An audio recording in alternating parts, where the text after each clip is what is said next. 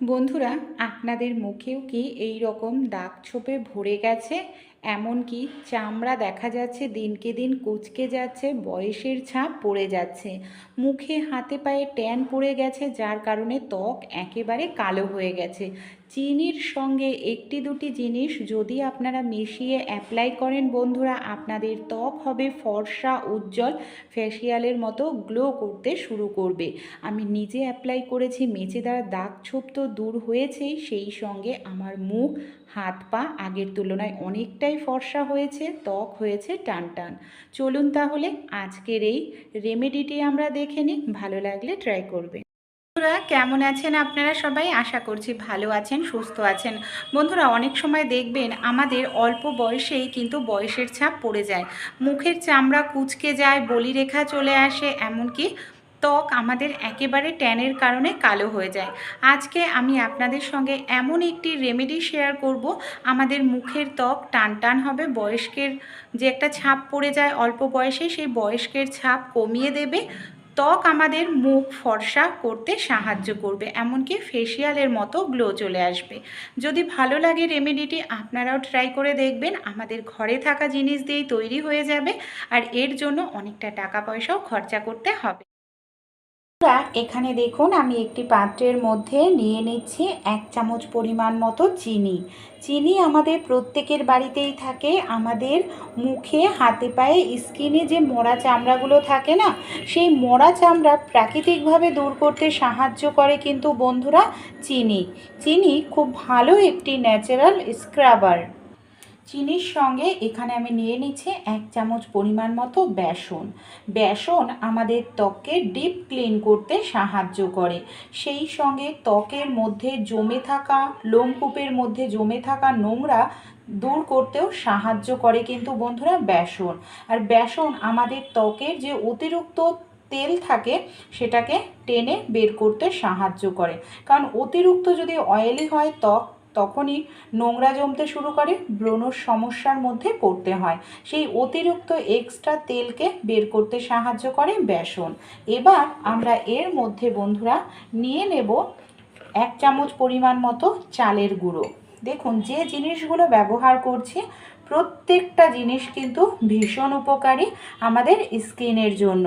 আমাদের ত্বককে পরিষ্কার তো করবেই, সেই সঙ্গে ত্বককে টান টান উজ্জ্বল করতেও সাহায্য করবে, ত্বকের মরা চামড়া দূর করবে। এখানে বন্ধুরা আমি নিয়ে নিয়েছি গোলাপ জল। গোলাপ জল আমাদের ত্বকের জন্য কিন্তু ভীষণ ভালো, আমাদের ন্যাচারাল একটি ময়শ্চারাইজারের কাজ করে কিন্তু গোলাপ জল। এখানে যে জিনিসগুলো আমি ব্যবহার করছি প্রত্যেকটা জিনিস 1 চামচ করে কিন্তু নিয়ে নিচ্ছি। এখানে আমি 1 চামচ পরিমাণ মতো দিয়ে দিলাম দুধ, কাঁচা দুধ। যে জিনিসগুলো ব্যবহার করব প্রত্যেকটা জিনিস আমাদের ঘরে থাকে, তাই এক্সট্রা করে কোনো কিছু কেনার প্রয়োজন পড়বে না। এবার দেখুন, আমি এর মধ্যে নিয়ে নিচ্ছি নারকেল তেল। নারকেল তেলও কিন্তু 1 চামচ নেব। নারকেল তেল খুব ভালো একটি ময়শ্চারাইজার বন্ধুরা, আমাদের ত্বককে নরম কোমল রাখে, ময়শ্চারাইজ রাখতে সাহায্য করে। সব উপকরণ দিয়ে খুব ভালো করে আমাদের এইভাবে মিশিয়ে নিতে হবে। এর মধ্যে আরেকটি জিনিস ব্যবহার করব যেটা আমাদের ত্বকের দাগছোপ দূর করতে সাহায্য করে, সেটা হলো বন্ধুরা লেবুর রস। এই দেখুন, এখানে আমি লেবুর থেকে এইভাবে রসটাকে বের করে নিচ্ছি। 1 চামচ পরিমাণে নেব, তার বেশি কিন্তু নয়, আর পরিমাণটা ঠিক রাখতে হবে। সব জিনিস দিয়ে খুব ভালো করে এটাকে আমরা মিশিয়ে নিচ্ছি একদম ক্রিমের মতো করে। আর দেখুন, এখানে কিন্তু কোনো রকম আমি জলের ব্যবহার করিনি, খুব ভালো করে এটাকে মেশানো হয়ে গেছে। চলুন কিভাবে অ্যাপ্লাই করতে হবে আমি আপনাদের অ্যাপ্লাই করেও দেখাই। চিনিটা দেখুন এখনও কিন্তু দানা দানা রয়েছে, আর এরকম হালকা যখন দানা দানা থাকবে তো প্রথমে এই যে আমি প্যাকটি তৈরি করে নিয়েছি চিনি দিয়ে, দেখতেই পাচ্ছেন এটা কিন্তু ভীষণ উপকারী বন্ধুরা। আপনারা সপ্তাহে 2 দিন মাত্র এটা অ্যাপ্লাই করুন, দেখবেন ত্বকে এই দেখুন ন্যাচারালি একটি ফেসিয়ালের মতো গ্লো কিন্তু সব সময় বজায় থাকবে। কিভাবে অ্যাপ্লাই করব? এখানে আমি হাতেই নিয়ে নিয়েছি, আপনারা হাত কিংবা ব্রাশে এইভাবে মিশ্রণটা নিয়ে নিন। আর মিশ্রণটা নেওয়ার পর এইভাবে ভালো করে একটু মাসাজ করতে হবে। যেহেতু এখানে চিনি রয়েছে, চিনি আমাদের ত্বকের যত মরা চামড়া আছে সেটাকে দূর করবে। বেসন আমাদের ত্বকটাকে ফর্সা উজ্জ্বল করতে সাহায্য করবে। খুব ভালো করে সবার প্রথমে পুরো মুখে লাগিয়ে নিন। আপনারা এটা হাতে পায়েও অ্যাপ্লাই করতে পারেন।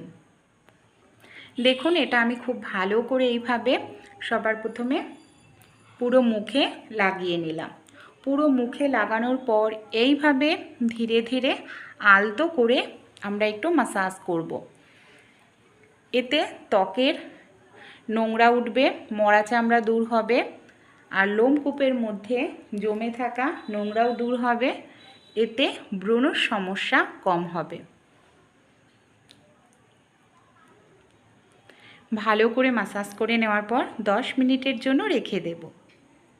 10 মিনিটেই দেখবেন হালকা একটু ড্রাই হয়ে গেছে। লেবুর যে খোসাটা ছিল, লেবুর খোসাটাকে আমি এইভাবে উল্টো করে নিয়েছি।